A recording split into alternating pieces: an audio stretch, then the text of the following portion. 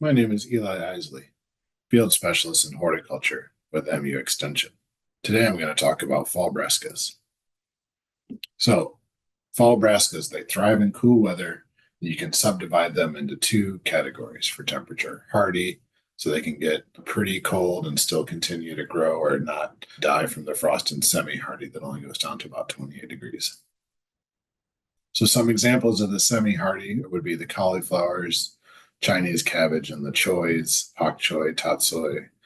Hardy, you got your classics: broccoli, Brussels, cabbage collards, kale, kohlrabi, mustard, rutabaga, and turnips.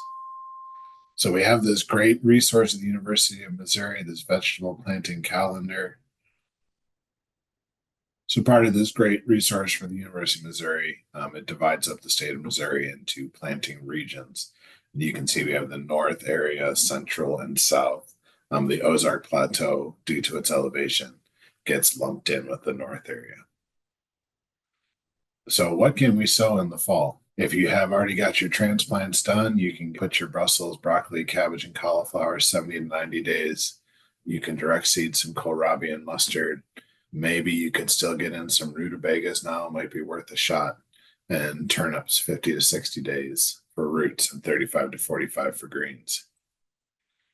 So within this document, it'll show you the vegetable, the variety that was recommended, when some comments about it, and the dates to plant. And so the rows that have two rows, the first row is the spring and the second row is the fall.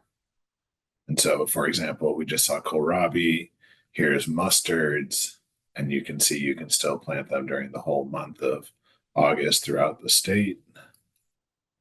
You can still plant some turnips for the whole month of August. In the southern part of the state, in central Missouri, it says until the 15th of August, and north Missouri until the 5th. Pretty sure this information is based on not putting things underneath row cover. So specifically with Brussels, broccoli, cabbage, and cauliflower, I know some farmers up north that'll direct sow some broccoli, but these are better to make sure you have transplants done. Kale and collards traditionally are planted in the spring and kept growing or alive through the summer, and they're harvested well past the first frost, which actually makes them taste a bit better. Rutabaga is more of a northern crop, but I think it could be grown here. That's direct seeded, makes a large root, bigger than a turnip, good for winter soups. And then there's the Chinese cabbage, pak choi, bok choy, and tatsoi.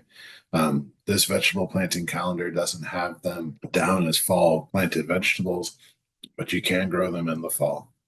And you can look at the number of days to maturity and then use those planting dates for kohlrabi and turnips, or find ones with similar days to maturity and plant with those. Use that as a guide. So pretty quickly, we're going to get into late September, and we're going to be expecting frost to start coming in October.